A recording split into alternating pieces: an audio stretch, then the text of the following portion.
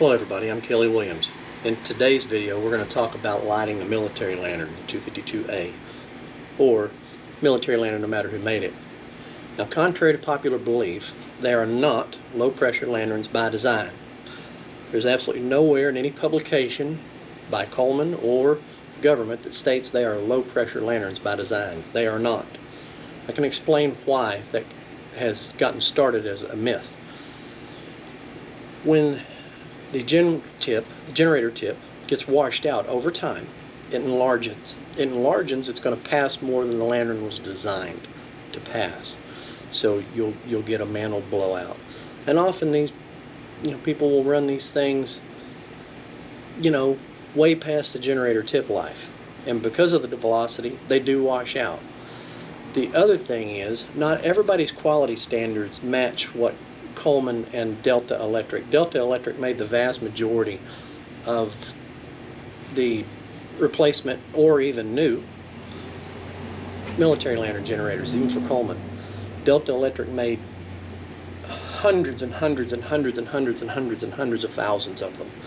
But you get to somebody else that made them, like SMP, which I've always, we all know they're just terrible quality. SMP is bottom of the barrel as far as quality. No, Convex didn't build them. That's another discussion when I go through each individual year in manufacture. But their quality standards were horrible, just horrible.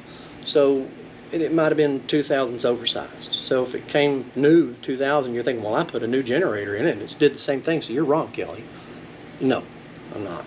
I promise you this is absolutely the truth. They're not designed to be low pressure lanterns, and you don't have to light them on low pressure.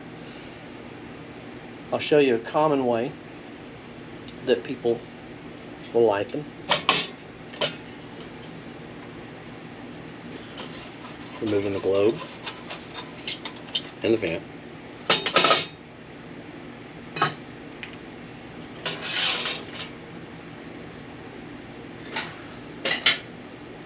Now, before I go any further, it's important to note that the backbone of these generators, they require a lot of heat for pre-generation. The generation takes place in the shepherd's hook, what I've always called the shepherd's hook portion of the generator. But they need that preheating going on here. So if it's a quadrant glass lantern, if you're going to light it by preheating, you want to take just one piece of glass out. If you're going to do it this way in a solid one, you want to make certain that the globe is readily accessible, because it will need it.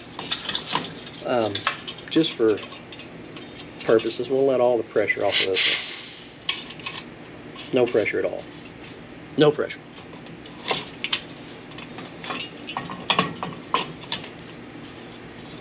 I'll pump it up.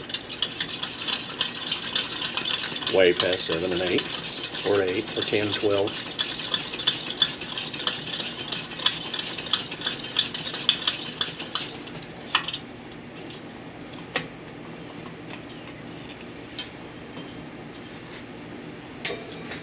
And then preheat. You don't have to preheat a ton. Just enough.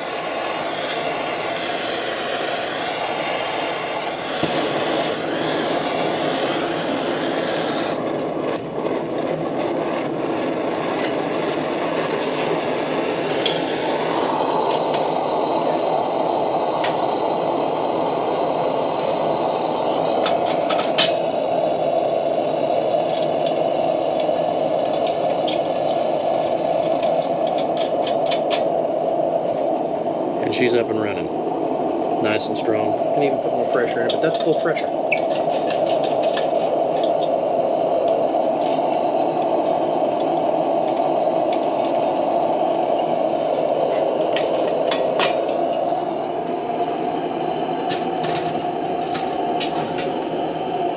That's the way that a lot of people light them. I love the sound of those things. Quieten down, would you?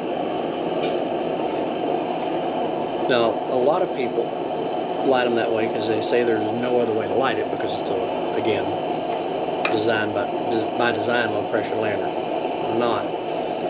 As you can see, I might have a few of them. I'm going to pick one. One that I can reach because my Cheville's sitting there. Pull it down and light it.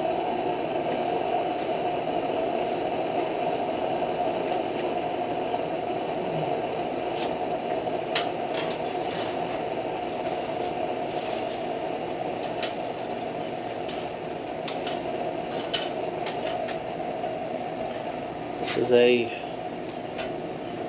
45. That other one I just lit to 44. Yeah, this one is a 45 with a green sunrise globe. I'm not sure if I've had this one apart or not. I don't know. No, I haven't, because I wouldn't have clocked it. I wouldn't have clocked the burner frame like that. Makes it a little awkward to light. We'll let the pressure off, just so we know where we're starting. Yeah, I definitely didn't have this one apart.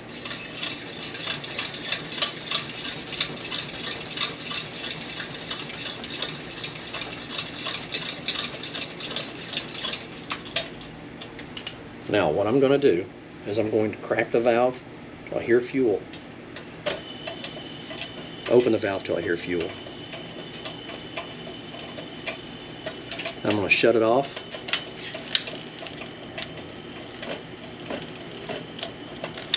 Alright, I thought I heard fuel.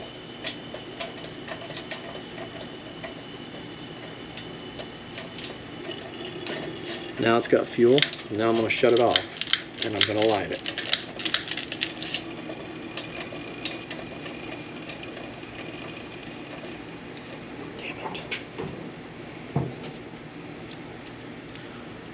My lighter wouldn't work, so this is going to go woof, as we all know. I'll grab another one to light after this one because it's just not, it's ruining my example. But once you can hear it, once the mantle really starts to fill out, you can crack that valve open and let her sing.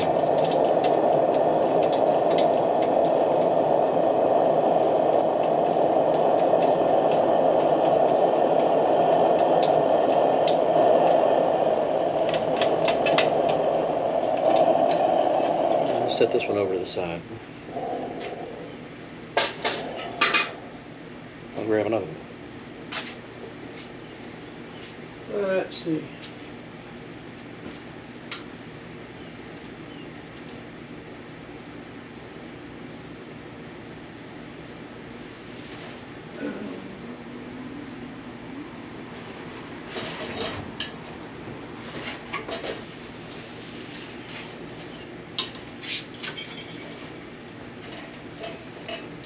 Another 45 Coleman.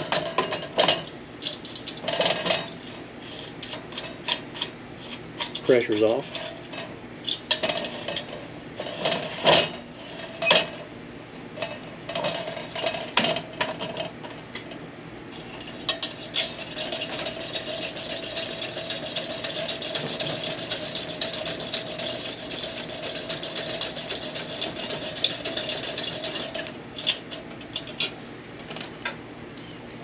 Open the valve till I hear fuel.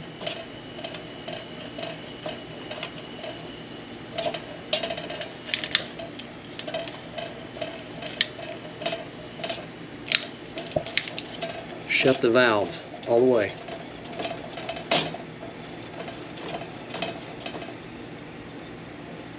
I had it open a little bit too far. A little too long anyway. You only need enough fuel in there to come out the tip of the generator before you light it. So I went a little bit overboard with this one. But once you hear that fuel cook out of that generator, you know when it's there. We're about there right now. Open that valve.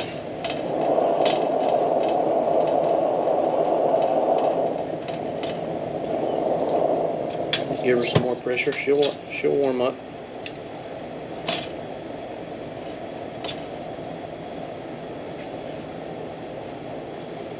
Again, I overfueled it.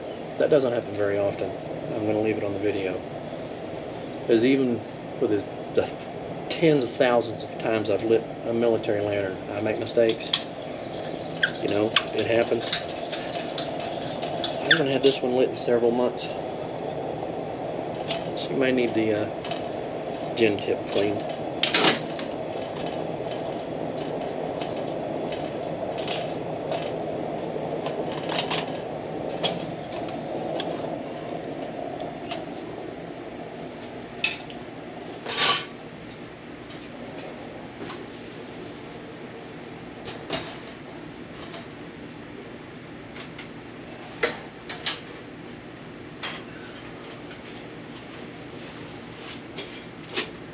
We'll do this again. This is a 44 Akron.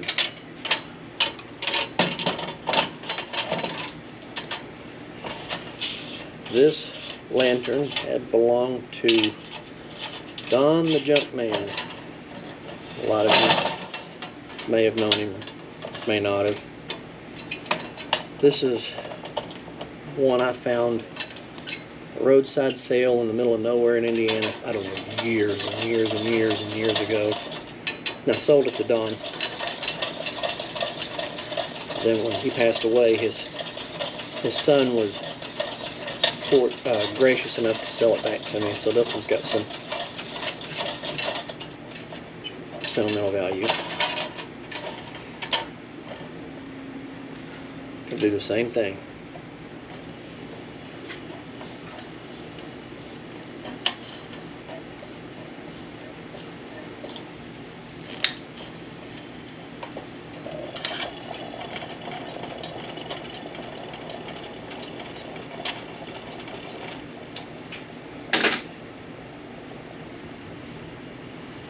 Once it settles down, starts to burn some of that out, I'll crack that valve open and she'll sing. And there she is.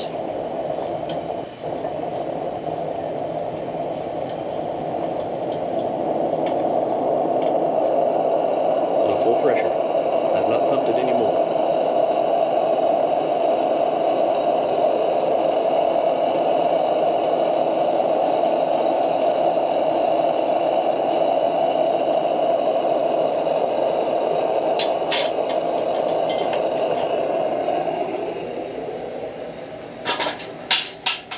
Now, if you read the military publications and Coleman's publications, that's basically how they say to do it, because it works.